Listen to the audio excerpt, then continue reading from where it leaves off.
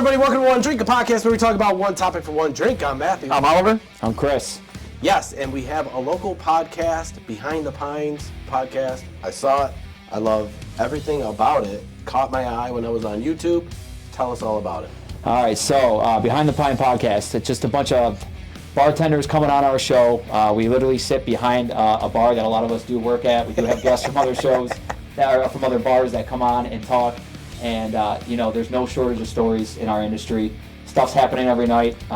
Drunk people are constant entertainment, of stress, course, and all the above. Yeah. And that was the idea. I remember sitting there thinking, the stories during the night are, the stuff you see from our perspective is endless. Yeah, and I think a lot of people, when they're out at a bar, they think they're like hidden somehow, because they're in this they're in their own world. Yeah. And seeing it from our lens, I'm like, there's a lot of service industry workers, but I don't think people really get the whole grasp of what bartenders do, what we see, and the shit we talk pretty much right after you guys all leave. Immediately. Yeah, so I was like, Matt and I were talking, I'm like, we always talked about it, like me and my coworkers, about how it could be a reality show. Every bar or restaurant could be its own reality show.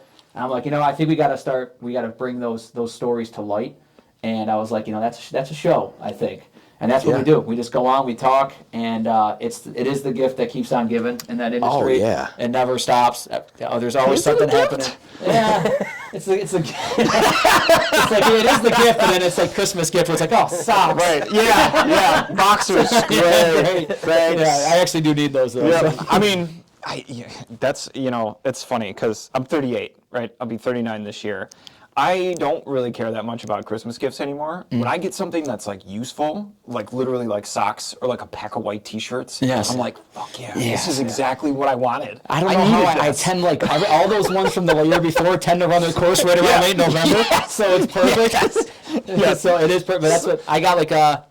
I just discovered I have a new favorite deodorant from my stocking stuffer this year. So nice. That's why every time I use it, I'm like, fuck yeah, man, this is perfect. But that's nothing. I'm 38 too. So bartending is. Man, I feel old. Yeah. That's okay. You don't look old. It does get tougher when you get older, and this was kind of like, all right, how can I turn this thing that I love into something fun, something cool? Yeah. And everyone that we enjoy it. We have a great time with it, and it's the service industry workers' way to kind of say, okay, now we get to talk a little bit, so. I'll tell you, I love the idea for your show, and as soon as Matt told me about it, I was like, I Googled it almost immediately when we finished talking. I was like, one of my favorite things about working in the restaurant business was when industry people would come in. Yes. And then we would talk shop, because you're just talking to like-minded people that fully understand what you just went through in the last 6 hours. You know what I mean? Especially on a shit night, just everything goes wrong. Obviously, you can talk to the rest of the staff that's there because they get it, but they also just went through it. So when somebody else comes in, they're not part of the crew, and you can be like, yo. Yeah. And they know right away. And they know immediately. Just knowing that you have somebody that understands you was the best. I loved just bouncing ideas off of people, we just did this. Yeah. That wouldn't work for us. Let's try this. So that was my favorite part about being in the restaurant business, was talking and being with other restaurant people. Yeah, And so the idea of the show, perfect. It's taking all of my favorite stuff and then just getting rid of the customers. Yeah. That's pretty much exactly what it is. Yeah. And it's and no offense to all my customers from over the years, but I tell people that all the time. I go, it's tough because you always.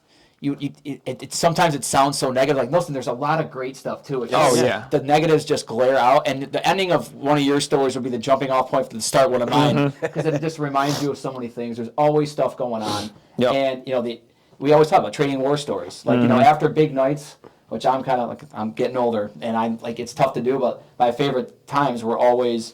We have parade day coming up. Oh boy. Yeah. Oh yeah. Good luck. Yeah, we're gonna need it.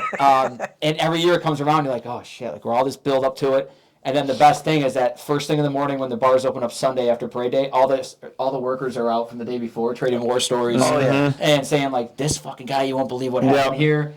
Did this happen over there? Oh yeah, I heard about that. And that's kind of the camaraderie I think that comes with the service industry people. Yep. And you gotta get it. You gotta be in it to get it a little bit. And we talk about all the time on our show that it's one of those things where we really do think that everyone should have to work in the service industry for mandatory. Yeah. Mandatory. It's like an internship for life, I call it. It's like you get to see things, and I think there's a lot of things that I wanted to bring to light in the show that I think are overlooked, which is, that you do develop communities and cultures in these industries, just like any other industry. You know what I mean? And it's more than just slinging drinks. There's a lot more to it.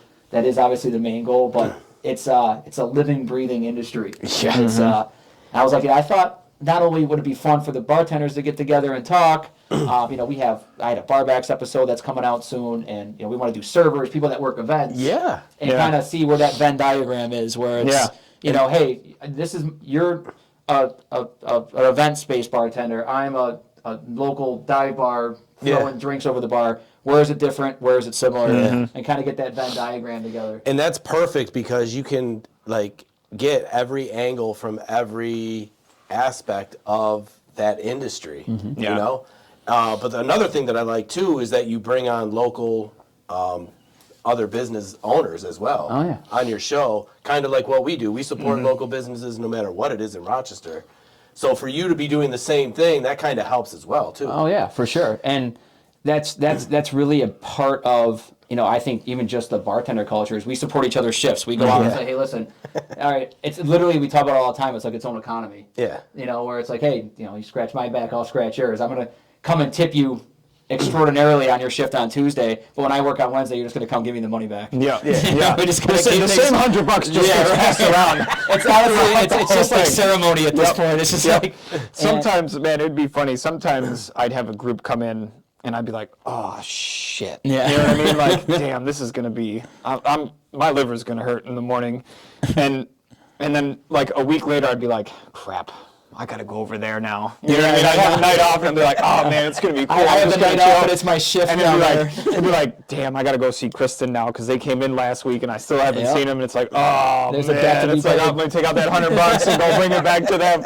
I feel very selfish these days because I know kids now and all that other stuff. I don't go out often, so when I do go out, I try to throw as much money around as I can because I'm like, this is like quickly my quota for the year. Get out. Like, I want to leave. I want to get home early. Get in, get out. Someone buys me a drink, I'm like, oh, here's $30. Just take it. I don't care how you allocate it, just get it away from me so I can sleep tonight. But no, it's a cool culture, and it's there's a lot of stories to be told, and I kind of had the idea when I was like, as I gotten older, and I've seen so many generations come through these bars. And you get to a point where my favorite part was when everyone was gone, and you talk about those stories, and I'm like, I wonder if people know this is how we talk about stuff. And they know. They don't know. Well, especially like I was never a bartender, but Oliver was, and I would go to his bar and everything. And there were nights, of course, I would get obviously too drunk, right? And I knew the next day. No, I never overserved you. but I was like, liability purposes. He did live across the street, though, so he did just walk across the street. But I was like, if I did something stupid, I was like, yeah, there they go. Yeah, right. Now they got something to talk about for at least a couple hours. You know what I mean? Well, you had a rare experience though too, at least with Quimby's, because he was so in with us that like we let him stay after close. And he'd help put up chairs and you know what I mean. He'd go into we'd give him a beer list and he'd go into the cooler and grab bottles. You know what I mean? So for sure. So he got to see stuff afterwards as well, you know what I mean? So he got a nice glimpse, sort of, behind the scenes, to what happens at a bar and after it closes. And there are regulars that kind of become part of the scene without working. Yeah, I was going to ask that. That happens all the time, and that's just part of the community that grows and people you get to know. Like I tell people, that's more than just they have other discussions too, rather than they're not just constant debauchery. There's plenty of that. It's actually, it's a majority of that. But in the end, there's people you meet, people that end up getting married. We've had people come into our bars that, they have their engagement photos at some of our bars, or they have their wedding party stop by because they met at our bar. This is where we met. Yeah, this is where we met. I'm like, I can't believe you're still together because you guys were hammered that night. Yeah. We had one couple that got engaged at Quimby's where I know him from, and they came back every year on their anniversary and sat at the exact same table. Oh, there you go. They got it. That they had because they had their first date there. He proposed there, all at the same table. So, and then we have we had like a picture of them in the office, and it was like from every event. So it was like their first date. We had a picture from their engagement. We had a picture from their first anniversary, second anniversary, third anniversary. It was like a whole 10th one and you're like, it was like a whole thing. You know what I mean? So Linda, what happened? it was cool, but like that made me feel good because like they loved the place so much that they included it.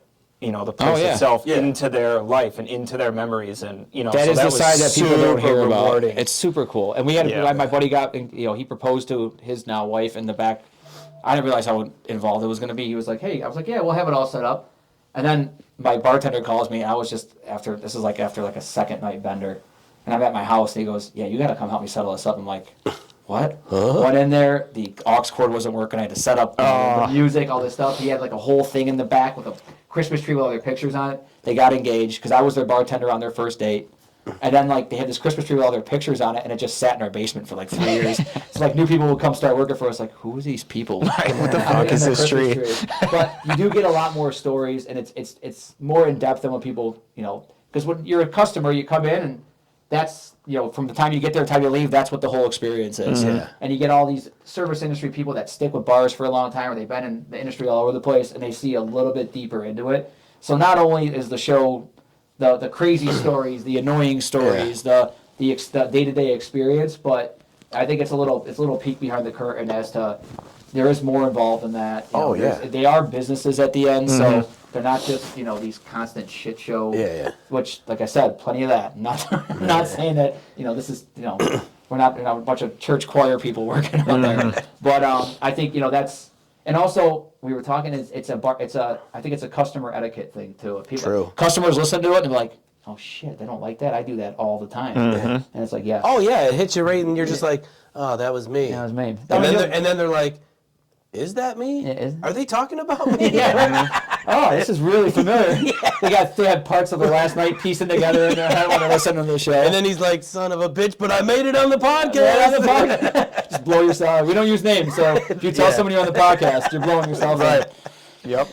But you are in the main, like for Rochester, where you guys are. That's the main hub for all the popular bars, restaurants, and everything. So I used to go to the bars back maybe 15, 20 years ago, say, and it was always busy, always hopping. Everything was packed. Now, is it the same today? Obviously, we don't go down there or partake in any of the stuff that we used to. I try not to be out past dark anymore.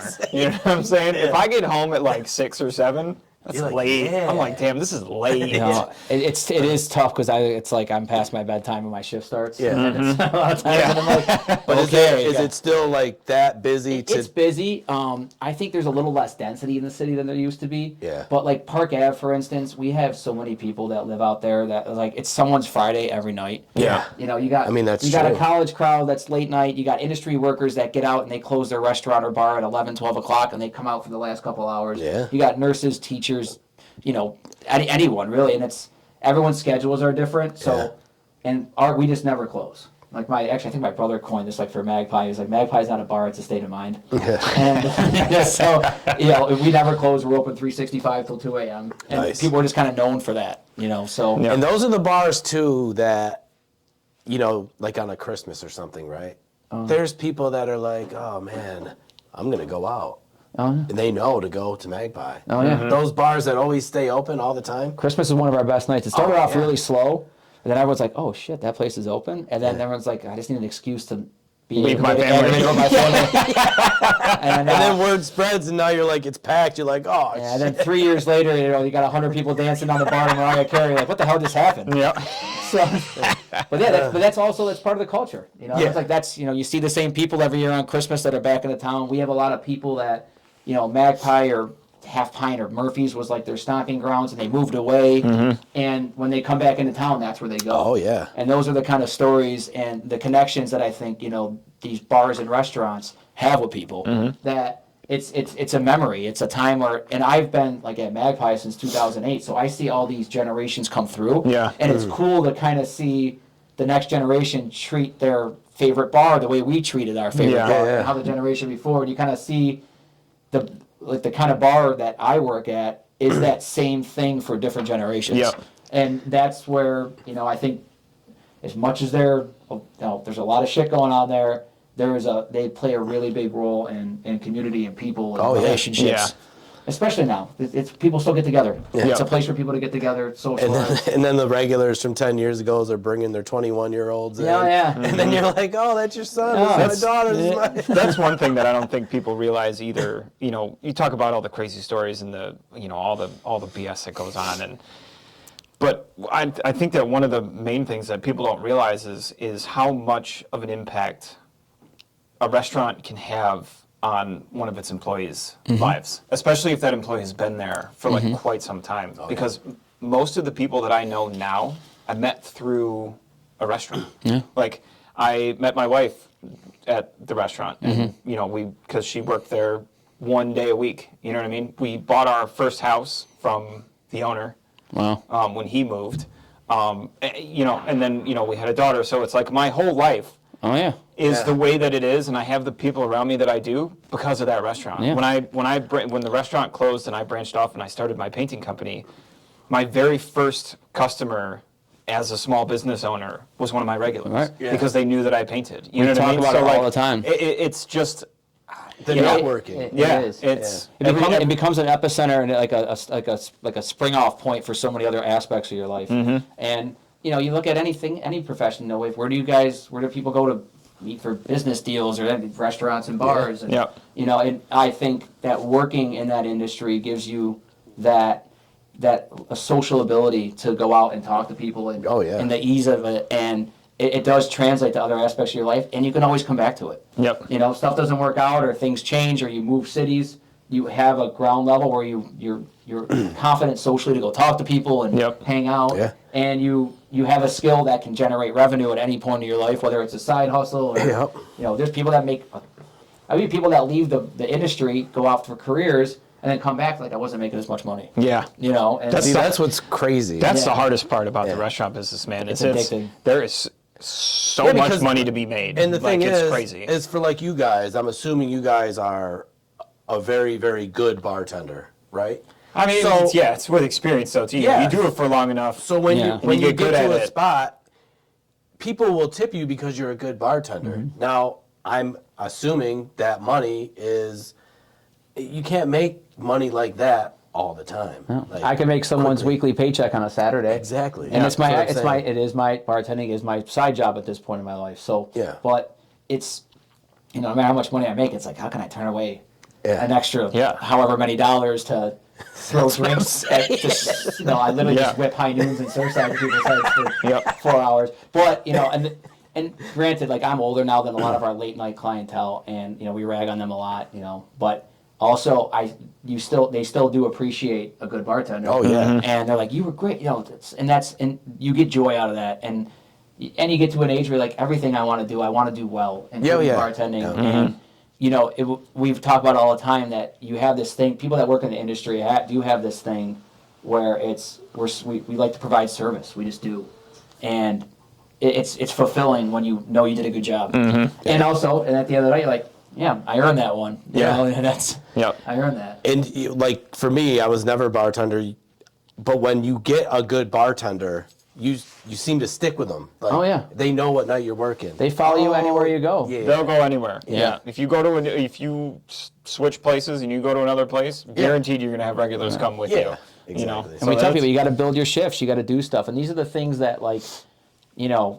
it's you don't just open the doors. There is a little bit of an art you developed over time. You do it, and everyone's got their own style. Everyone's got their own personality.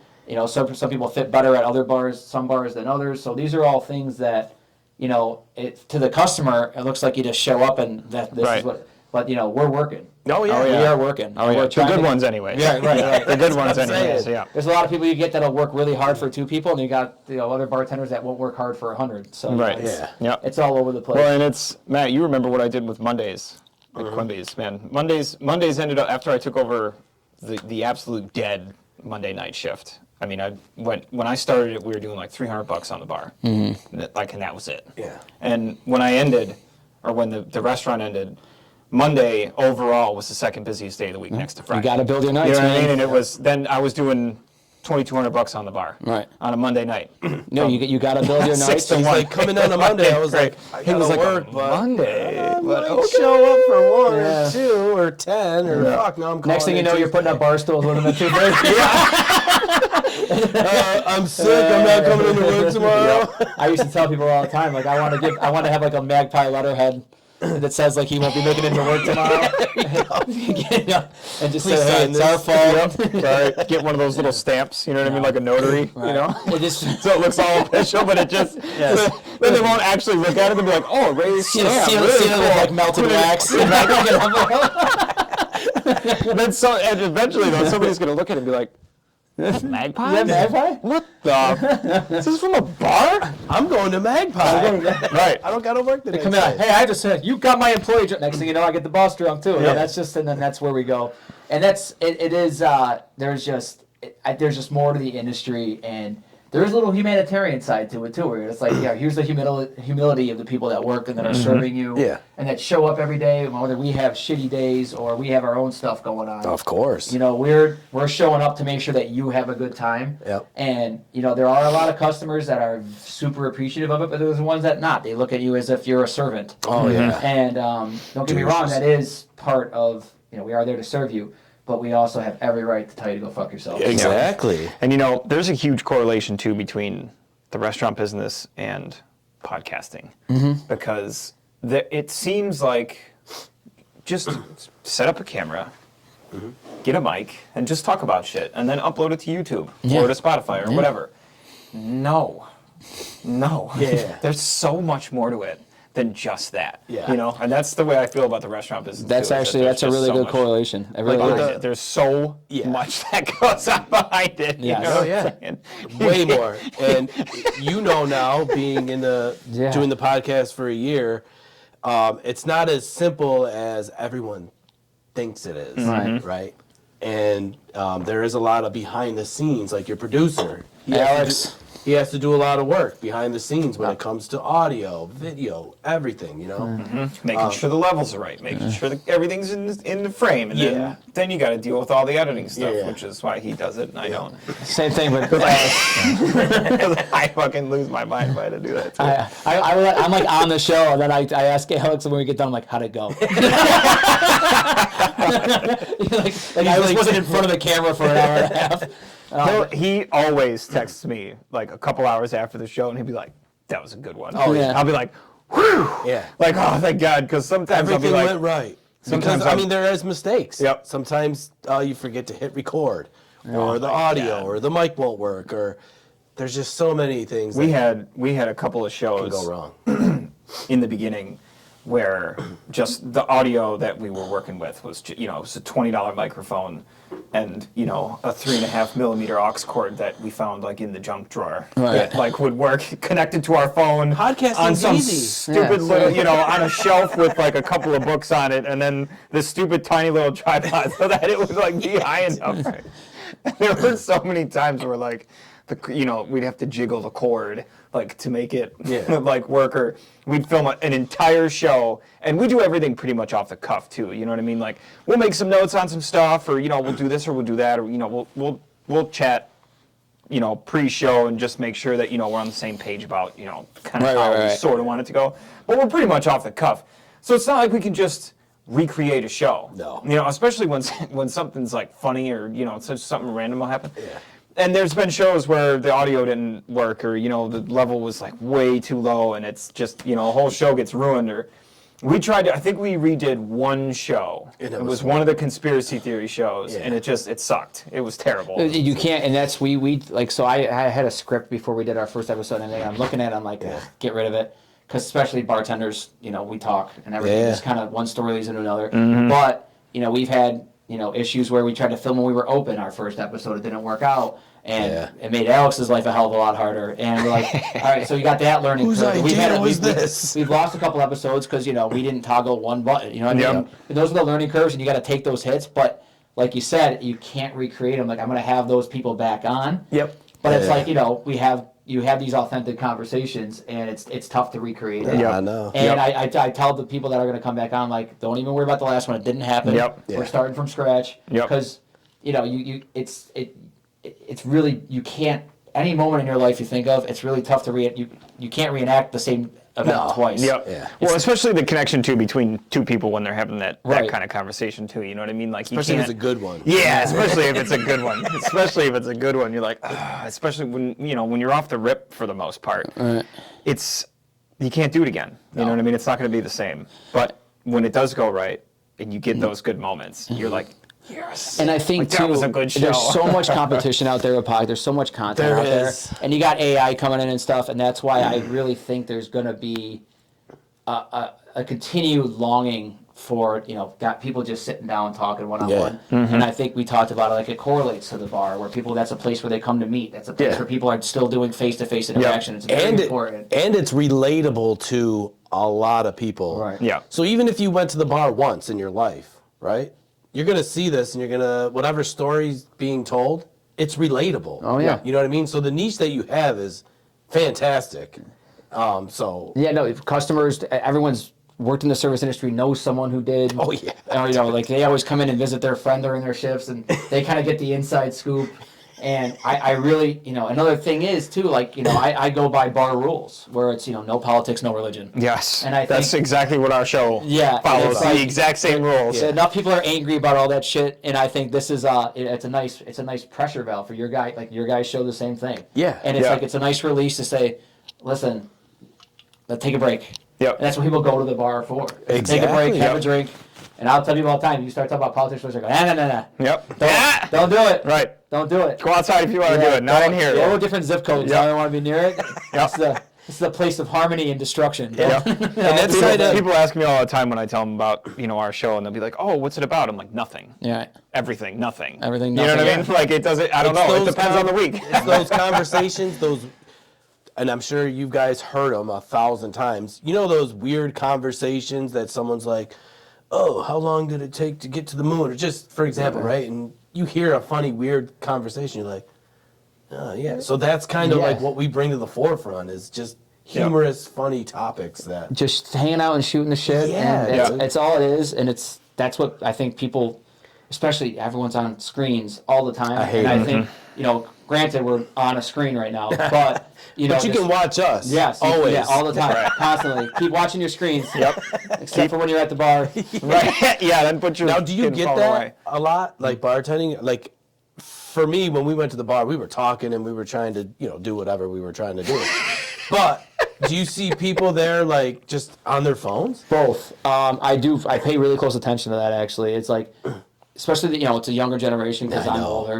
And they are on their screens a lot. They always need their phones charged. Whatever. They sometimes make bad customers because they're stuck in their phone while they're trying to order a drink, and I have 100 people waiting.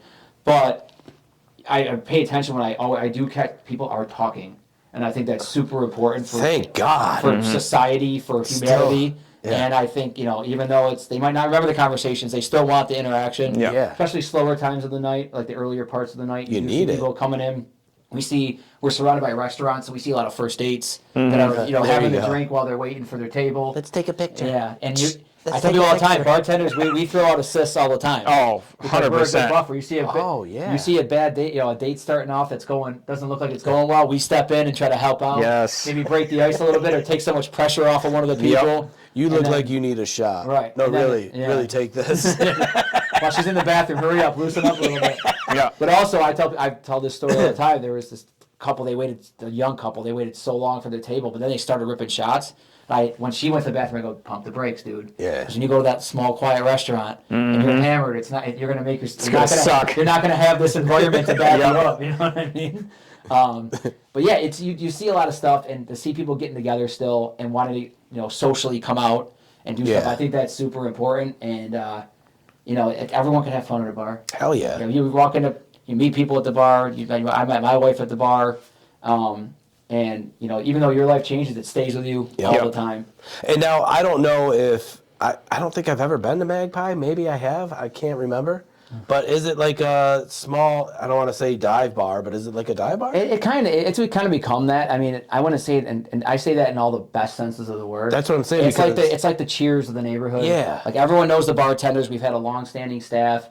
We got to a point when I was hanging out there more and I lived out there that we don't even ask where are you guys at? We just show up. And everyone was there. Mm-hmm. At the very least, you knew the bartender. Yep. You hang out until then you start, and you get to know people's faces over the years. And, and then you just kind of, that's how these, communities, get together. That's what Quimby's was, and we got compared in the area to Cheers all the time. Yeah. You know what I mean? Like it was just, we had very low turnover. You know what I mean? When someone started working there, they were usually worked there for a long time before, they moved on. So like the relationships that got built, were really good. And that's one of the things that enhanced that place and so as much. staff, like you said, low turnover, we have the same thing. We have a lot of long-term staff. So it's like, we had a long-time bartender of ours leave and open up their own place, and they're doing great. They're good See, that's cool though too. Yeah, and to then, see the but like when he worked open to close Sundays, so when everyone's drooling over that shift because it hasn't been open in 10 years. You know what I mean? So you're saying those Sundays are open? Yeah. And everyone's like, okay, then and then the bar's got to adapt, and the different culture kind of changes. Yeah. And it's and we have group chats and stuff for like picking up shifts and everything. Yeah. And it's funny because you could tell when the shifts that aren't the most desirable are up for grabs. Yeah, I'm saying. I can get rid of my Saturday night without, I just got to whisper it into the wind and someone will be there. But then, next, you got to beg somebody to pick up a Tuesday day sometimes when it's 2 below and, there's not much going on. But like you were saying, being a dive bar, in the best sense of the word, that's how I always describe Quimby's too. Yeah. And I always used to say, we might be a hole in the wall, we're a very well-cut hole. Yeah. You know what I'm saying? But dive bars we weren't done with a hammer. This hole wasn't made with a hammer. It was made with a hole saw. Right. You know what I mean? And those are the stories that are embedded into the place over the years. And, for me, even telling new staff that comes on or new customers, like, we love that. I'm like, you guys understand there's 20 years of history here, and I'm glad you guys are having the same experience we had. But, this has been around a long time, and you guys are going to be part of the history just like everyone else was.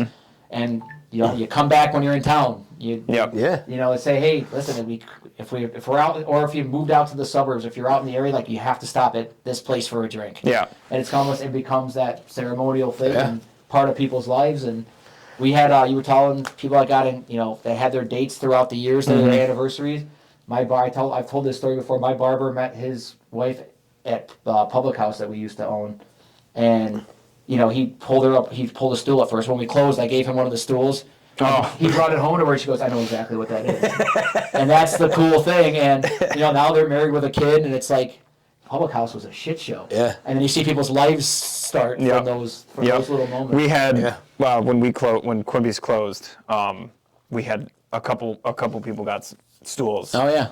One ended up buying a table off the owner, a table and 4 chairs.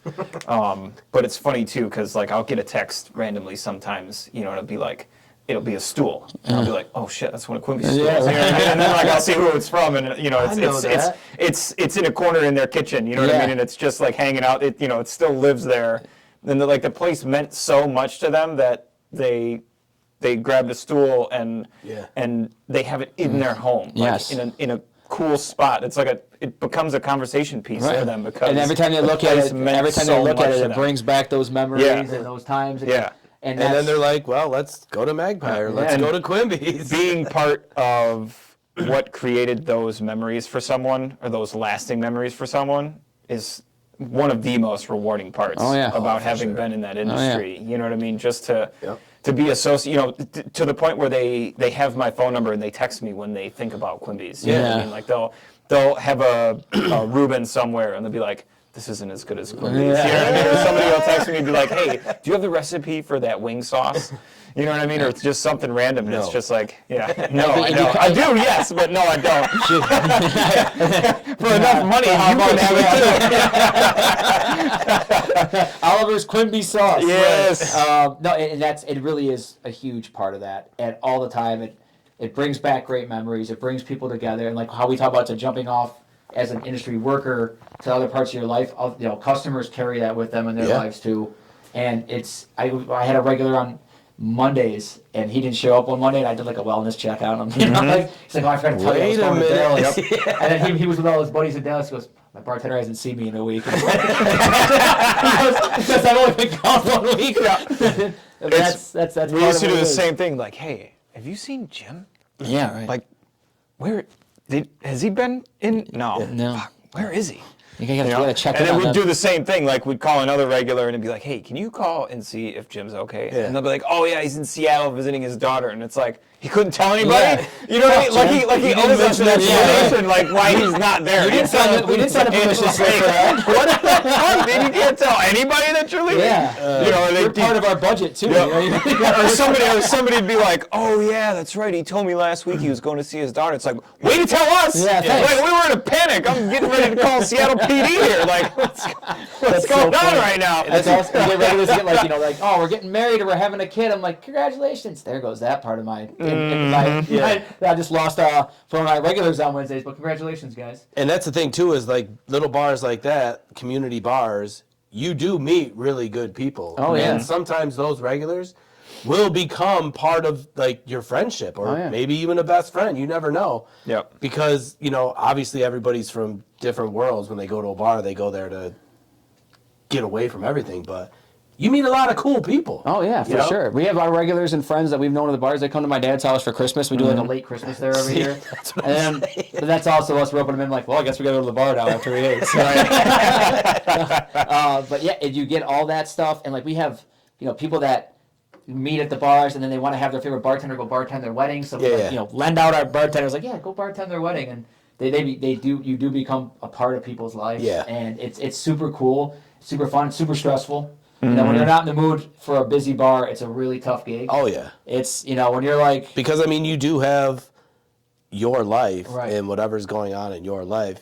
You're at the bar and you're just like, okay. You got to check it at the door and smile and you're out celebrating and I'm like, shit. And people can feel it too. Like even your regulars will be like, so, you all right, dude? You all right? And you're just like, Yeah.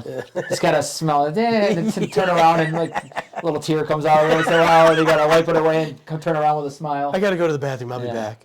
But it's part of it. And, I think we're natural talkers. We're also kind of natural complainers because there's drama within and drama exterior. But the drama within, as soon as bartenders need to rally together, they do that. We talk about it all the time. If there's an issue at one of the bars and there's not a bouncer on, all of our staff's usually out drinking somewhere, so everyone will just, in the group chat, will just hound over to that bar. And if there's any issue, the regulars and their coworkers will show up and help the bartender out if they're in a bad situation. Yep.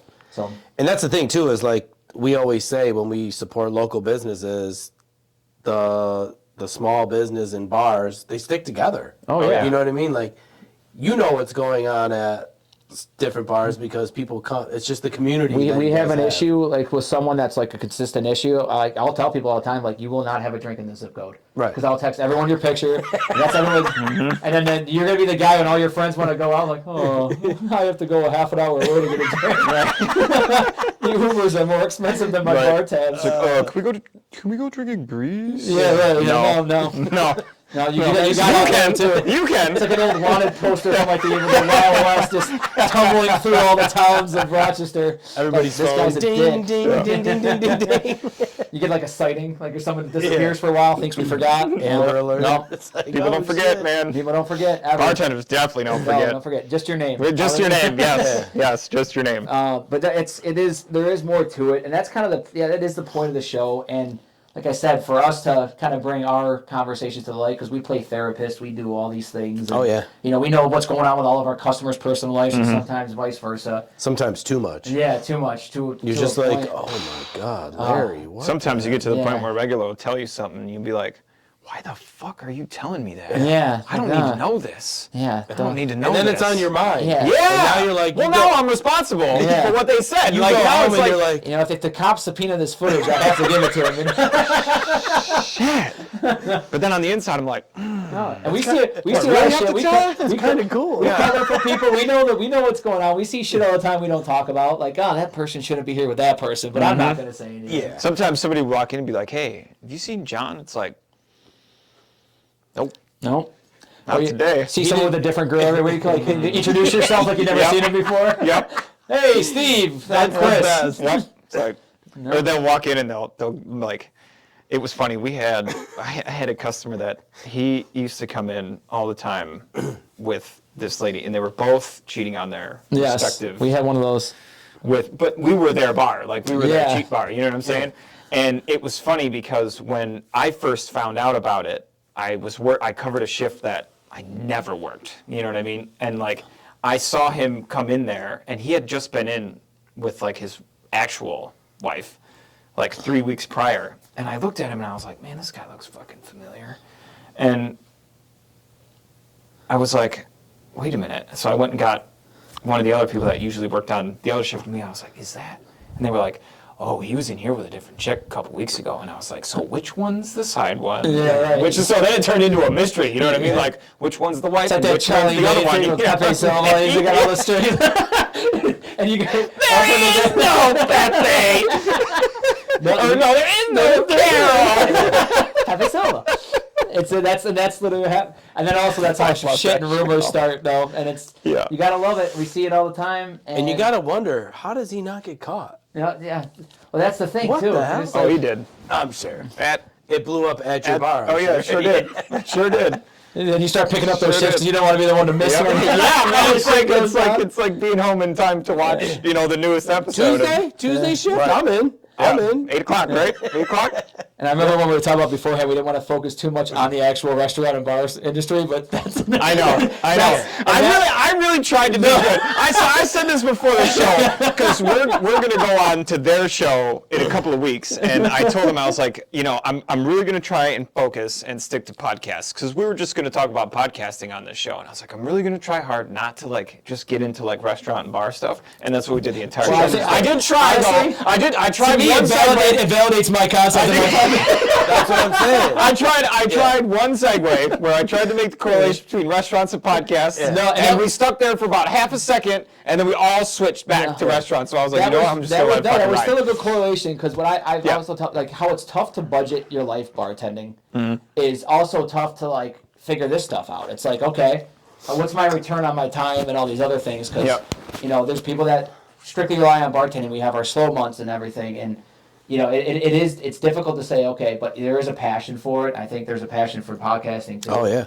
You kind of, it's a weird addiction. Like I was like, okay, I think I got a concept here. I think I got an idea. I think people will like it. I think it's relatable, but it's like, how much can I really put into this? And it's you gotta. There's a little bit of heart and soul you have to have for it and love for it, or it is not going to work. Right. Yep. And it is tough to make things happen. And a couple ideas, bartending is the same thing. You got to draw people in. You got to do things. You got to build it. You got to have your own characteristics. You got to have your own flair to it. Yep. And I tell people all the time on my show, everyone's like, "Oh, what's that like?" I'm like, every show is different because there's different guests, and it has its own. Every show has its own personality because people are different. Yep. There's one episode where it's crazy chaotic, we're kind of screaming and hollering and laughing, and the next one's just a straight up great conversation for an hour and 10 minutes, So it does, podcasting and bartending are kind of the same. Like, I don't know how it's going to, I know what, I'm going to show up, I'm going to do what I can do, and it might,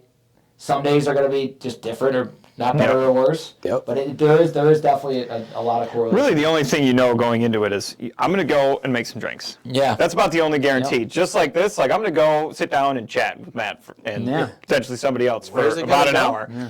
Don't know where it's going to go. Could be one where we're crying by the end of the show. Because something's so Sarah McLaughlin's going to be the exit track. Because something's so funny, but there's been so many shows where we've both literally got laughing so hard at something just so dumb, but it just hits that funny bone like just right. And we'll still make references to shows that we did 5 years ago. You know what I mean? Just a funny part that's like still stuck with us.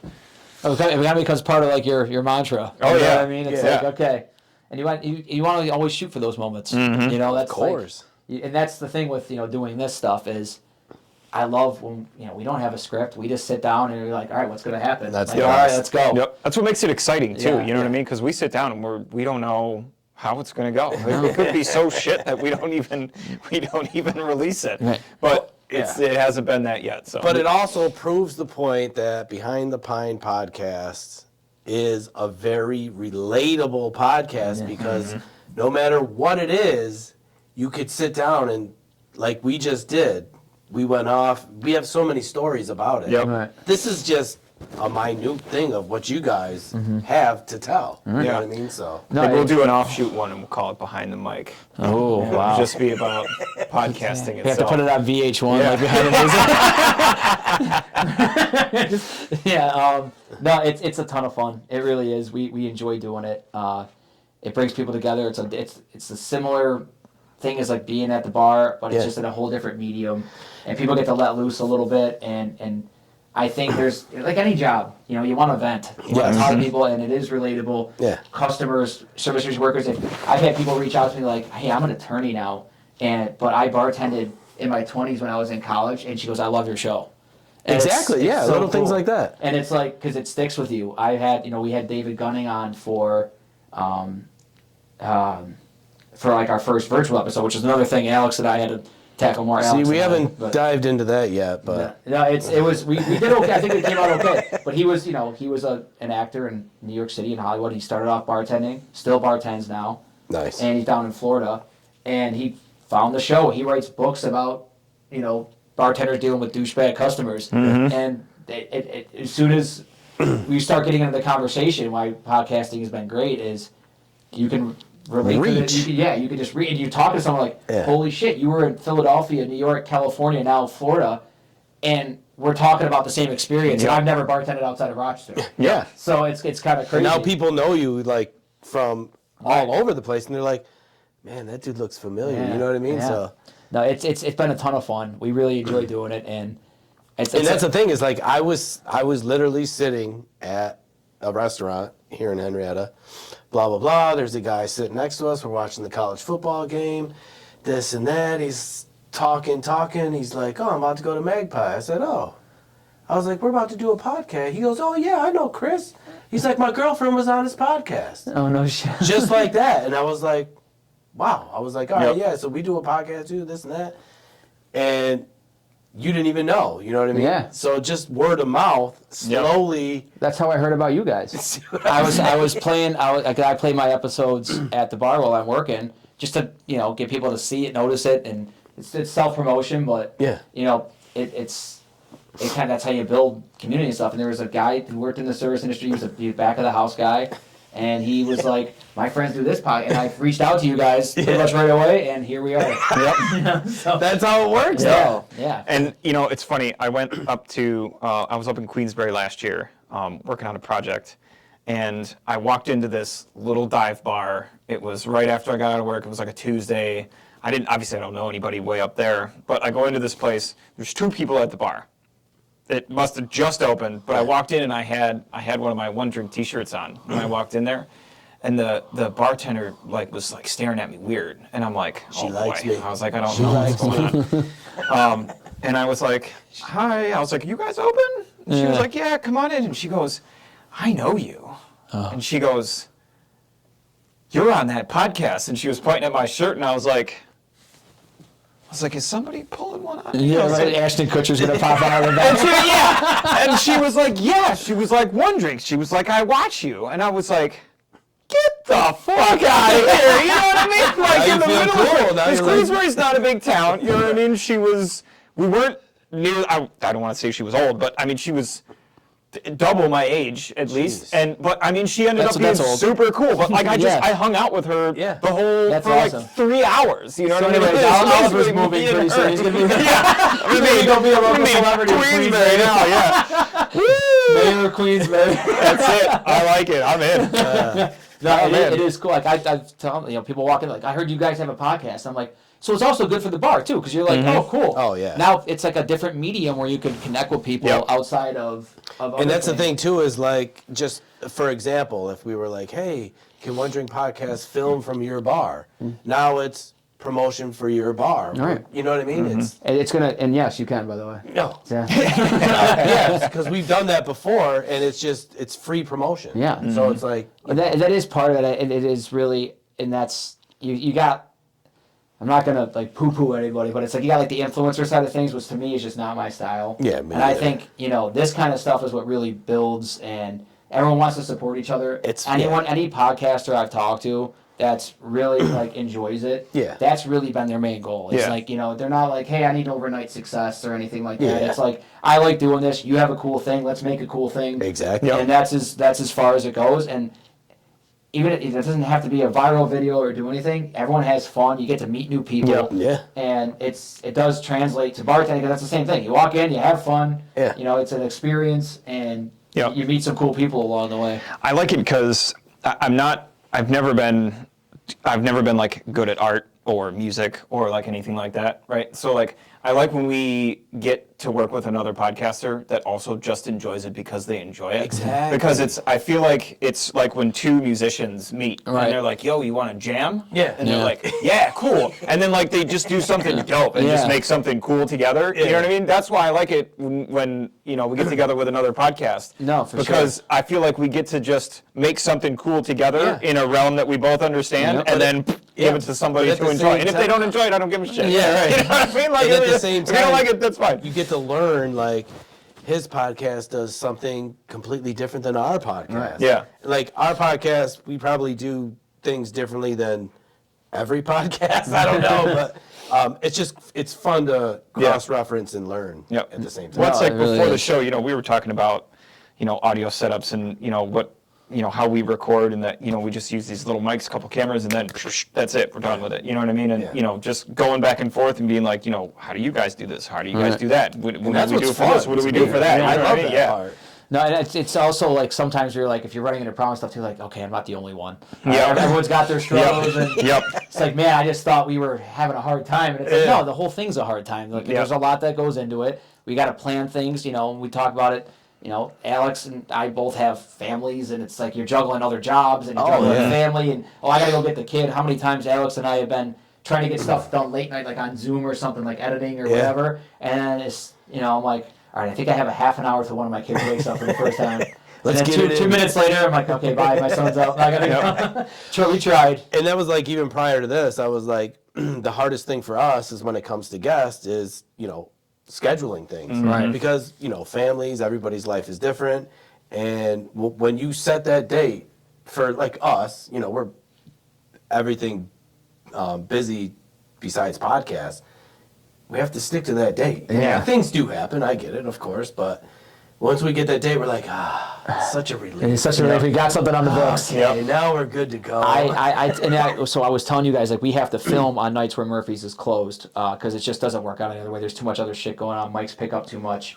And if anyone knows anyone in the service industry, people that want to pick up shifts or no call, no show or something like that. Oh, yeah. I'm always like, to get two bartenders, myself and Alex, all together. And I'm always nervous, even right up to when we're done setting. I'm like, are they going to fucking show up? Yeah, are they going to fucking So show far, up? we've been very lucky. Everyone's been Yeah. awesome.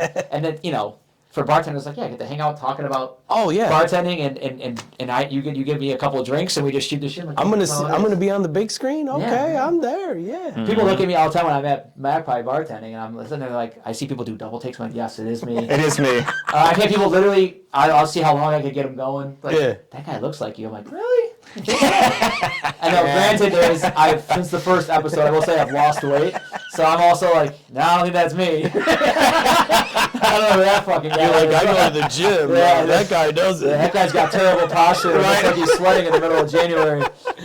But it is fun, and it's been a learning curve. And you talk about like the art side of things. Like, I've never been good at any of the arts either. I've always appreciated and liked them. This is the closest thing I've had for myself to have like almost like an artistic outlet where it's Yeah. something you build, something you put your heart and soul into. Like you said, collaborate and try to make something cool. Yeah. And then people tell me all the time that they enjoyed it. Oh, that one was really good. That Yeah. feedback. Just like when you have a good bartending shift, Yep. is so cool. Yep. People text me like, that was so easy to listen to. Even down to my mom saying, yeah, I liked it. She goes, there's a lot of talking. I'm like, that's a podcast. So I guess we nailed it. Right. Get used to it. Yeah. Yep. But it's a lot of Our fun. moms are our Yeah. two biggest fans. Yeah. Yeah. For sure. Yeah, For my sure. mom's been listening. She shares everything on her Facebook. God bless your mom. Yeah. And then even with podcasts, so there's an audio side of it, and then there's a YouTube, the visual side of it. A lot of people will listen to the show and be like, oh, you know, but they're wondering. So with podcasting, you don't need the visual side, but people want to see the visual side of it. They want to see who they're talking to, and then they're like, oh, he didn't sound like what he looks like. Put a little face to the voice kind of thing. And then once you get that, and then now they're connecting with you more, and now when they do listen to you, they're like, oh, they know who you are. Yeah. They're like, oh, okay. I see people like I said, I don't go out of my way to like draw people's attention to my show. Like when I'm there to bartend. I don't. If people want to watch sports, I turn it off. But I try to see it catches people's eye, and I'll have people that'll sit there having a drink, and they'll watch a whole episode and read all the captions, and they'll laugh. Yeah. Like with no sound. That's the best. And it's so cool. I'm like, okay. I'm like, what part were you laughing at? You know what I mean? I'm like, oh yeah, I do remember that was really funny. Yeah. But it's or people come into the bar like, dude, that was so fucking funny. I was like, okay, that's cool. Like that's the rewarding side of all the work that you put into it. And it's a lot of fun. For podcasting, whenever you get online, we do get some, negative, mean stuff. I'm sure we get posted. It wouldn't be the internet without that. Exactly. But to me, it's just like, I just always say thank you for watching. Yeah. Thank you for watching. Thank you for watching. I always think to myself, I don't care if you did. No. Because I still got the view off of it. Because you watched enough of it to make that kind of comment. So thanks for the view, pal. You're my fast return on investment. Right. Yeah. But when you do get a positive remark, and for the most part, we do get positive stuff. It's just we never thought we'd be podcasting, right? Right. And it takes us, and we get to do a lot of cool stuff. Mm-hmm. But when you get someone that genuinely is like, oh, I really like your podcast, and blah, blah, blah, and this and that, it is a good feeling. Right. And so then for doing this, we're like, yeah, that's what it's all about. Well, you guys were telling the story, I think it was before we started shooting, about how, you were talking about it, and I was just like, I'm in. Yeah. And that's how it happened. Like me, I remember my first thought, I was thinking about it, because I was starting to listen to podcasts, and I remember I was walking, we go to Maine for a family vacation every year. My wife's family's been, her grandparents were going to the same beach for years. It's a great family vacation. Just walking up and down the beach with my brother-in-law, and I talked to him about it. He goes, it's a good idea. So, you remember those moments where, the brainchild happened. Yeah. It's and then you get to a point where, the only thing you could do is just do it. Oh, yeah. And I was like, okay, I think this is a good idea. We're just going to dive in. Yeah. Throw some money and time into it. Let's see if it goes somewhere. But if it doesn't, then we have fun along the way. Exactly. And you got a great story, and especially this kind of stuff. This stuff, we'll have it forever. Yeah. And I wouldn't have it any other way. My son said, "You're going to go film a podcast," and I have to show him. I have to be careful what I show him because it's a bar. It's a bar podcast. Yeah. And it's really, really cool, and it's nice to have your fingerprint and your name on something. Oh yeah. And I always say you have to start. You have to start. Yep. That's you'll always wonder. You'll always wonder. And then once you do it, you're running. Yeah. Yep. So as long as you're still having fun while you're doing it. We've said it from day one for almost 5 years now. 6 years now we've said it to each other. The minute we stop having fun doing this, it's over. We're just gonna pack it up. You know what I mean? No hard feelings, no nothing. It's just whether we have one view or 100 million views. It doesn't matter to us where we are. Yeah. We just like to have fun. You know, it's a little escape for us. You got to do it for love of the game. Yeah. You got to really do it. For and love of the game. I don't really drink that much anymore or go out like that anymore. Since I've had my daughter. We are with our episodes on this show. For me is my going out. This is you know what I mean. This is like time. My you know what I mean. Some podcast. I'm in. Some different social time that's.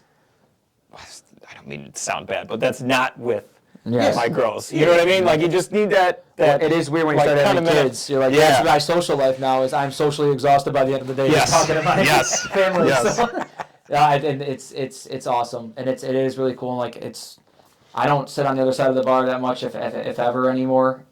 So going out, and we do sit at the bar. We're behind the bar. We're behind the pine when we film. Yeah. It is a hangout. It really is. Yep. And I look forward to having you guys on. It's going to be awesome. For sure. So, other than watching the podcast at the bar while you're bartending.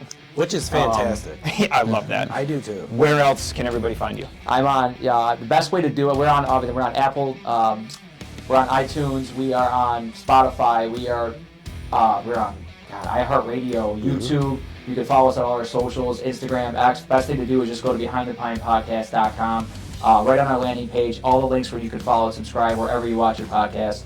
We got our merch store on there. You can email us directly if you ever want to be on the show. And any comments, feedback, always welcome. And I appreciate all you guys for tuning in. I appreciate you guys having me. Oh man, it's been a pleasure. It's been a pleasure. I can't wait to go on the other show so we can finally talk about some restaurant stuff. I know, right? Because we spent the whole show talking about podcasts, damn it. I already forgot about where you worked. That's fine, perfect. I'm not going to tell you. It'll be a surprise now, so it's fine. And I'll probably remember your name, so it'll be cool. That'd be awesome. I might ask him on the way there, but it's fine. No offense. Yes, so that is our one drink for the show. Thank you for coming on the show. It was fantastic. Guys, thank you. Yeah. Appreciate you. It's been a pleasure, man. Thank you. All right, buddy. Until next time, guys. Cheers. Cheers.